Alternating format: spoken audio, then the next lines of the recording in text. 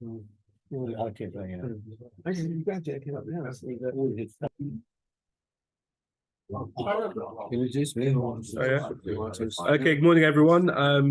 Our speaker the registered program speaker this morning, unfortunately couldn't make it because they're not well. But we looked far and wide, and Stephen was available, so he's very kindly agreed to say a few words. And Okay. Good morning, everyone. Sorry about this. Literally, the speaker, I got an email from the speaker in the middle of the night saying he's very unwell and couldn't make it. And I'm not well, but I made it, and I literally grabbed some papers as I walked out of the house, and hopefully I can put something together anyway to keep us interested for a few minutes this morning. So basically, the subject I want to talk about is tzitzit. Okay, which is not really this week's parsha, but comes later on in Shlach Lecha, but something we all know and we do all the time, hopefully, or men do. So just say something about tzitzit, what we do, why we do it, etc., and some insights into tzitzit. Actually, tzitzit is something which has come into the forefront with this Gaza war, because we've seen there's now a high demand from the Israeli soldiers to have tzitzit, and they've been making tzitzit for them to put on. The tzitzits they wear in the army are not the tzitzit we buy in the shops. They're not the white garment with white strings. They actually wear camouflage cover. They wear green tzitzit, although Ashkenazim still wear white strings on those tzitzit. Sephardim wear green strings on their tzitzit, the same color as the garment. And the reason why it's taken off so much in Israel with the war is that there was a story of the first day of the war on October the 7th on Simchat Torah, when a Jew, an Israeli, heard what was going on down south in Israel, and he got in his car, ran down to the Gaza border with his gun, firing at the terrorists. And then the soldiers saw this random guy standing shooting, and were about to shoot him, thinking he was a terrorist himself, and saw the tzitzit dangling and realized he was Jewish. And because of that, they didn't shoot, and it saved his life. So because of that, there's now sort of a demand for tzitzit. So what do we learn in the Torah? In the Torah, in Shalach Lecha, it's which we the Shema, which we say twice a day. The third paragraph, you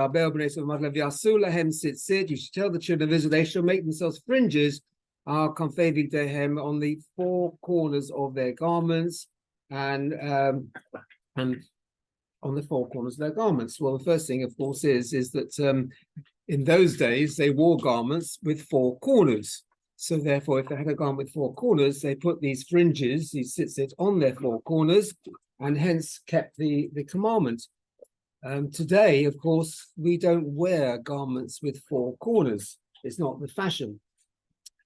So what do? We prepare a special garment or garments which have four corners in order that we can put these fringes on, in order that we can perform this mitzvah. But strictly speaking, if you don't wear a garment with four corners, there is no obligation to wear tzitzit.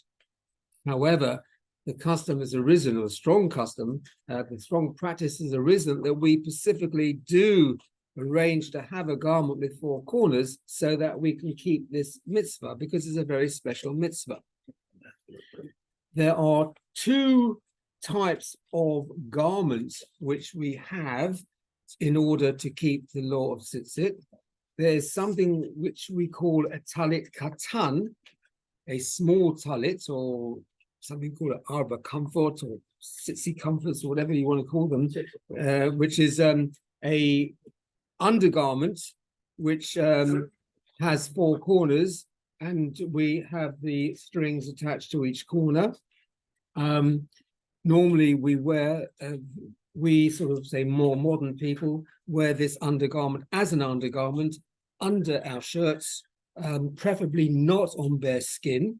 The tzitzit shouldn't be on bare skin, so preferably you wear an undershirt, a vest under the tzitzit, and then we have the tzitzit on the four corners.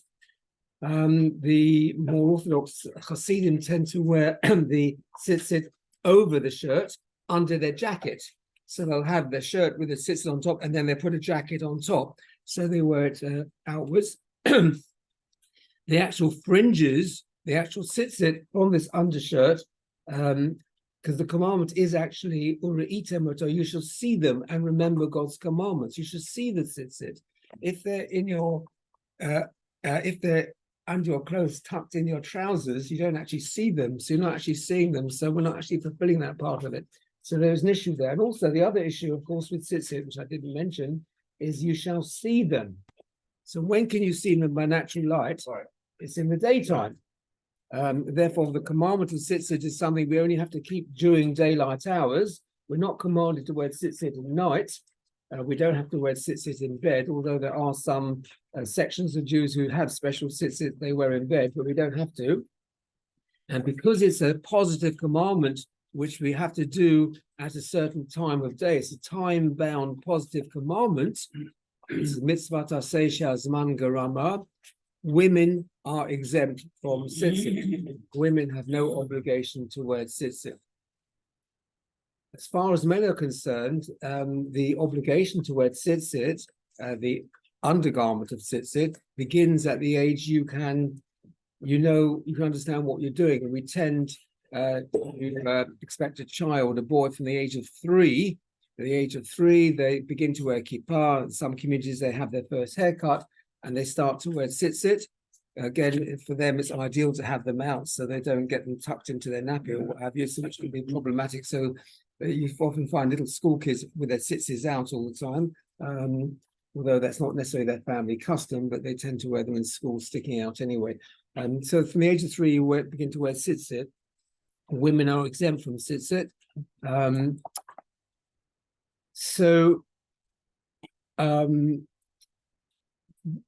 Gotten a couple of things. I'm ad-libbing this as I go along because I didn't prepare this, so I'm just using it for my background knowledge. And I did do an exam on tzitzit a few weeks ago, so it's all fresh in my mind anyway. But the other thing with tzitzit is that the actual commandment in the Torah is you should make them with a patil techelet. You should make them with a thread of blue. It's not actually blue. It is a blue type color, and it's from a mollusk called a chilazon. Chilazon. It's a dye of that mollusk, which we don't know what that is today. So therefore, the practice of wearing blue has fallen aside. Although today there are some. There are 2 types of blue dye which are used to actually make the blue dye for the techelet, and there are some people, yes, who have techelet on their tzitzit, quite expensive, but some people do wear techelet on their tzitzit, both their talit katan and their big talit, and that is the proper mitzvah of tzitzit, having the techelet. Now, the mitzvah of tzitzit, by the way, is mentioned twice in the Torah. It's mentioned in Shlach Lecha in the 3rd paragraph of the Shema, but it's also mentioned in Kedoshim, isn't it? It says you should wear Gedilim Taseh Lecha. It's written. It's mentioned in the Torah, and the next line talks about shatnez. The 2 lines together. One is shatnez, as you know, is the prohibition of linen and wool together in a garment. And because tzitzit is mentioned right by shatnez, it tells us that you are allowed to wear tzitzit made out of shatnez. You can have shatnez in the tzitzit, but that is only a tzitzit which is made with techelet, where you're keeping the original commandment. So if you have tzitzit with techelet, proper techelet, which you know is proper techelet, then you can actually have it made out of shatnez. But the tzitzit we make is not out of shatnez. We don't have wool and linen combined. The actual garment itself, we tend to wear cotton as our tzitzit, but some people wear wool. The Hasidim will wear woolen tzitzit as an undergarment, which is quite warm, and it's also that doesn't launder very well, so it's not very hygienic. We tend to wear cotton tzitzit, which can be laundered. There is an issue with modern fibers like what's it called? Polyester, which is not a natural, it's a man-made fiber. There is an issue with that. And I think Moshe Feinstein says that you cannot wear polyester with tzitzit. You're not allowed to wear polyester made tzitzits, although they do sell them in the Jewish shops. So there is two opinions about polyester tzitzit, but we tend to wear cotton. Some people wear wool. So that's the tzitzit we wear as an undergarment. The other thing with the tzitzit is that it's not just these strings hanging there. There is obviously, as with anything in Jewish law, there are measurements and certain things we have to do with them. So the actual tzitzit, the actual garment itself has to be a certain measurement. You can't have a little tzitzit up to here. It's got to be a certain, it's a beged, it's a garment. So there is a size of the garment it has to be. There is a size for tzitzit.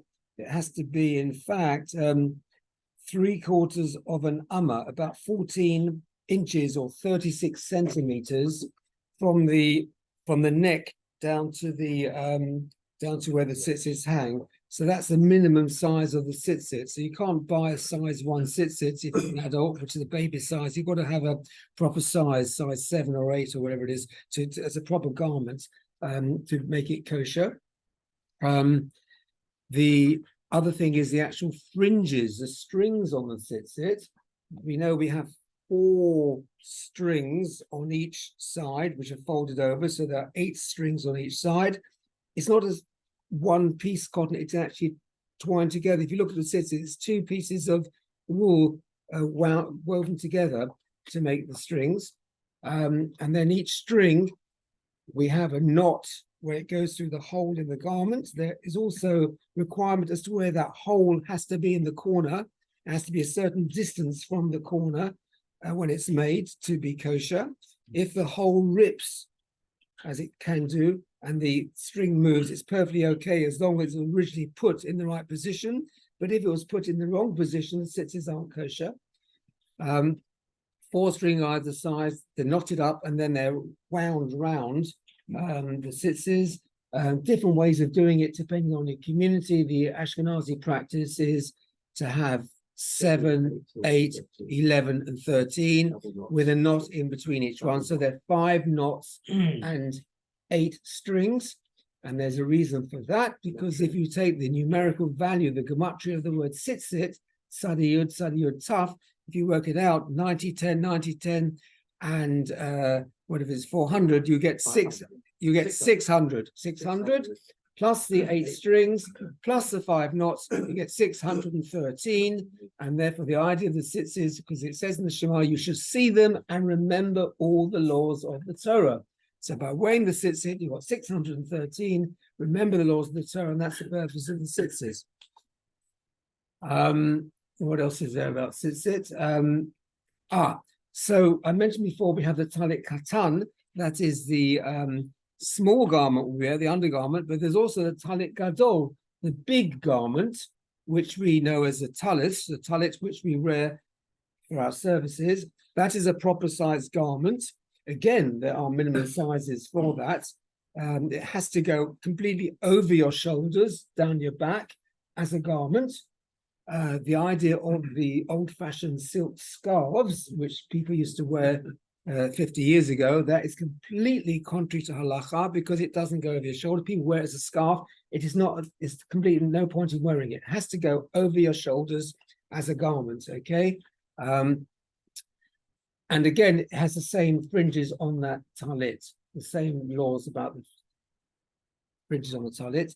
If one of the strings breaks, as they often do, there is a problem. The question, problematic depending where it breaks. If one of the strings breaks halfway down, it's not a problem, because as long as you've got a bit hanging, it's okay. But if you have 2 or more which break at the actual knot, if they are from the same side of the bits hanging, it's not okay, because then you've got 2 broken tzitzit. But if they're on the other side from each other, it could be okay, because it could be the same string broken on either side. So there are different complex laws about where the break is. You need to show someone to check that it's okay. Otherwise, you've got to replace the that sits in the knot. The talit gadol, which we wear, okay, we wear it in shul for shacharit. It's also worn on other occasions. It's worn in many communities. A talit is put on by the person leading the service, even though it's not shacharit. So a person taking the service for mincha or mariv would put on a talit as a sign of respect for the community.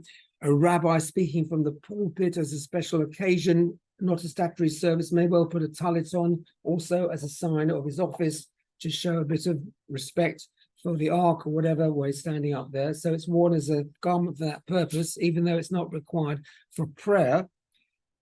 It's again only worn for a man, and the requirement to wear a talit gadol starts at the age of bar mitzvah. So boys from the age of bar mitzvah have the obligation or can wear a talit. However, the practice has arisen in certain communities that boys do not wear a talit from bar mitzvah. In Sephardi communities, boys wear a talit from the age of bar mitzvah. In Yekka communities, Germanic communities like monks and places like that, you'll find the boys there will wear a talit from the age of bar mitzvah. In general Ashkenazi communities like the one we're in here, it's not the practice for boys from the age of bar mitzvah to wear talit until they are married. Again, it's just a custom. There's nothing wrong in a boy wearing a talit from the age of bar mitzvah. The practice is not. And the question is asked why that should be. Why shouldn't a boy wear a talit from bar mitzvah? And one reason is that families used to have many, many children, as from families do today, and they had lots of boys. And if you go to a shop to buy a talit, you'll realize it's not a cheap article to buy. I think you may pay about 80 or 100 pounds for a full-size talit. But if you've got half a dozen boys becoming bar mitzvah, it's a lot of money. So the view was, well, we won't pay for them. We'll wait till the boy gets married, and the bride's family can buy the talits for him. So that is maybe one of the reasons why it is a reason that boys don't wear a talit under the age of bar mitzvah. However, if a boy who's not married leads a service, or he lanes, or if it's a Kohen and he has to duchen, obviously he has to put a talit on as the sign, as respect for the community and what have you. There is an issue, when we say a bracha, we say a blessing over anything we do. We say a blessing over the talit. We say a blessing over the talit katan. However, we only need to say one blessing. So if you are a man who is wearing a talit in shul, so you put your talit katan on when you get dressed, there's no need to say a bracha on it if you have in mind that you'll say the bracha on your talit when you get to shul. If you are an unmarried boy who does not wear a talit in shul, you have to say the bracha on the talit katan when you get dressed. However, if for some reason you change your talit katan during the day and you weren't planning to do it, you change your talit katan. Just say, for example, you go on a run or something, it's pouring when you come back, your clothes are saturated, and you change your undergarments and put a new talit katan on, you have to say a bracha on it, because it's not covered by the one in the morning. Different bracha, yeah. Because you haven't said it in the morning anyway. No, it's not need to take but 6 attempts. Not listening. I'll miss what sits it. I'll miss what sits it. Yeah. Thank you. Yeah. Good to have a rabbi colleague. Stephen, one of the reasons that Ashkenazim don't wear it is what I heard is so that women can see who's married. Yeah, I've heard that. Yes, it could well be. Yes. I think, but the problem with this minhag is I've seen people in their 40s and 50s don't wear a talit. It also it's wrong. Yeah, I know. It's only a minhag. It's not a law. There's nothing wrong in nothing wrong with an unmarried person wearing a talit. Nothing wrong with it. Yeah. There's a couple of other things, by the way. A couple of other things with the talits. The other things are that couple of other things. Firstly, if you take your talit off, for example, you have to go to the bathroom, okay? Or you take your talit off and you Yom Kippur, for example, you take your talit off, you go home for a rest and come back again, put the talit back on again. It's questionable, do you have to say a bracha again or not? If you had the intention when you took your talit off that you're going to put it back on again. And especially if you're wearing tzitzit, an undergarment of tzitzit, there's no need to say another bracha again. But if you didn't have the intention, you have to say the bracha again. There was something else as well. Women, sorry, if it slips off, yes, you should say the bracha again. But if you're wearing a tzitzit underneath, then it could be argued you're still protected by tzitzit and have to say the bracha again. Women, as I say, are exempt for tzitzit.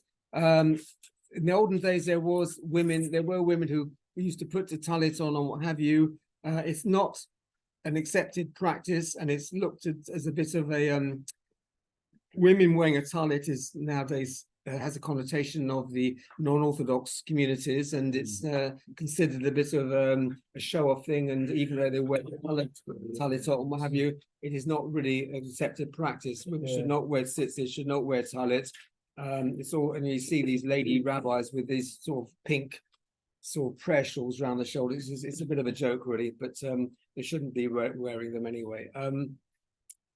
I think that is about all I want to say about it. There's only one thing about protection. There's a story in the Talmud about how the tzitzit actually protected someone. I will, since it's only men here, I will tell you the story. The women online, you can close your ears. There's a story, if I can find it, about, let's find it somewhere. If I don't find it, I will remember it. There's a rabbi here or someone who basically, I can't find it anywhere. He basically there's a man who was most careful to observe the mitzvah tzitzit. Once he heard there was a harlot in a port city who charged 400 gold pieces for her services. He sent her the 400 gold pieces and arranged a rendezvous. When the appointed time came, he traveled to her city and waited outside her door. Her attendant informed her that the man who had sent 400 gold pieces had arrived and was waiting outside. The harlot replied, "Let him enter." She arranged 7 beds, 6 of silver and the 7th of gold. Next to the bed, she placed 7 ladders, 6 of silver and the uppermost of gold. Finally, she disrobed and sat herself on the highest bed. The man was beginning to undress when suddenly his 4 tzitzis began to slap him in his face. He slipped down and sat on the ground. The woman joined him and also sat on the ground. She exclaimed, "By Jupiter, I will not let you leave me until you tell me what you find wrong with me." The man replied, "I swear by the divine presence, I have never seen a woman as beautiful as you, but our God has given us a commandment known as tzitzis. It says that I am the God who will eventually reward, and I am the one who will eventually punish. The tzitzis appear to me like 4 witnesses who will testify against me for my sin." The woman said, I won't let you leave me until you tell me your name, your city, your rabbi, and the school where you studied your law." He wrote the information on a piece of paper and left. The woman then sold all her possessions, giving 1/3 of the proceeds to the government, 1/3 to the poor, and keeping 1/3 for herself. And the only thing she kept was her beds. She then went to Rabbi Chia's academy and said, "Rabbi, teach me and allow me to convert to Judaism." The rabbi demurred and said, "My daughter, is it because you have set your eyes on one of my students?" She then showed him the note and related the entire story. The rabbi finally agreed to convert her, and she said, "Go, my daughter, and take what is yours. And the same beds that you used for your sin, may you now enjoy in a permissible manner." So you see that the tzitzis save this man from going with a prostitute, and it encourages women to convert to Judaism. So make sure you wear your tzitzis and make sure you're wearing them if you go to Soho. Anyway, thanks for joining us. Yeah, fringe benefits, right? Yeah.